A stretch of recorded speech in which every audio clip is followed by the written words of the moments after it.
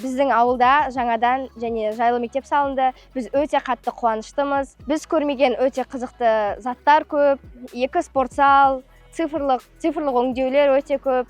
Осы мектептен оқу озаттары, үлгілі балалар, тәртіпті балалар шығатынына сенімдіміз. Қамбай Батыр ауылында лицей деген мектеп бізге салды.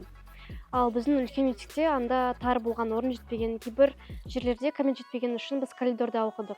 Ал қазір лицейда біз осына мүмкіндік алып жатырмыз. Бізде кабинет көп, бұл жер өте үлкен, әдемі, бүкіл дамыған. Сіздерге осындай бізге мүмкіндік беріп жатқаныңыздарға рахмет көп-көп.